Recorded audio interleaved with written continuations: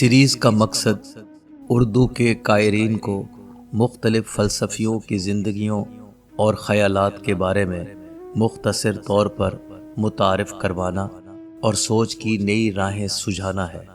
کسی بھی زندہ اور متحرک معاشرے کے لیے ضروری ہوتا ہے کہ وہ اپنے نظریہ خیال کے ساتھ ساتھ دنیا میں ہونے والی فکری تبدیلی پر گہری نظر رکھے اور اپنی نئی نسل کو آگاہ کرتا رہے، تاکہ نظریاتی سطح پر وہ اتنے مضبوط ہو جائیں کہ کوئی ان کی فکری سرحدوں پر شب خون نہ مار سکے۔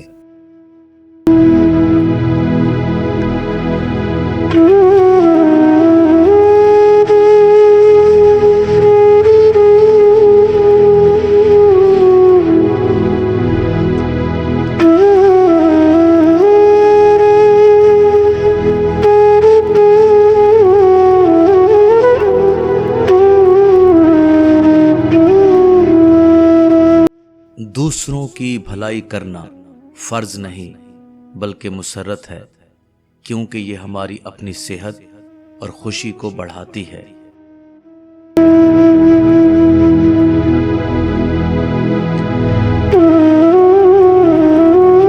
زرتشت کی تعلیمات کو عام طور پر توحید، اخلاقیات اور عدل پر مبنی سمجھا جاتا ہے۔ زرتشت نے ایک خدا اہورا مزدا کی تعلیم دی۔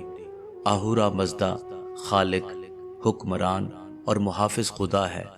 وہ خیر، نیک اور حق کی طاقت ہے۔ زرتشت کی تعلیمات میں اخلاقیات کا ایک اہم مقام ہے۔ وہ خیر اور برائی کے درمیان ایک کشمکش کا تصور پیش کرتے ہیں، جسے وہ ماہ اور اہرمن کہتے ہیں۔ یہ ماہ خیر کی طاقت ہے جبکہ اہرمن برائی کی طاقت ہے۔ زرتشت نے اپنے پیروکاروں کو ماہ کی طاقت کو تقویت دینے اور اہرمن کی طاقت کو کم کرنے کی تعلیم دی۔ زرتشت نے عدل کی ایک طاقتور تعلیم دی۔ وہ یقین رکھتے تھے کہ ہر ایک کو اس کے اعمال کا حساب دینا ہوگا۔ نیک لوگ جنت میں جائیں گے جبکہ برے لوگوں کو جہنم میں ڈالا جائے گا۔ زرتشت کی تعلیمات نے دنیا کے کئی مذاہب پر گہرا اثر ڈالا ہے۔ ان کی تعلیمات میں سے کچھ جیسے کہ توحید اور اخلاقیات دنیا کے بہت سے مذاہب میں عام ہیں۔ زرتشت کی تعلیمات اب بھی بہت سے لوگوں کے لیے رہنمائی کا ایک ذریعہ ہے۔ وہ ہمیں خیر اور برائی کے درمیان فرق کرنے، اخلاقی زندگی گزارنے اور دنیا کو ایک بہتر جگہ بنانے کی تعلیم دیتی ہیں۔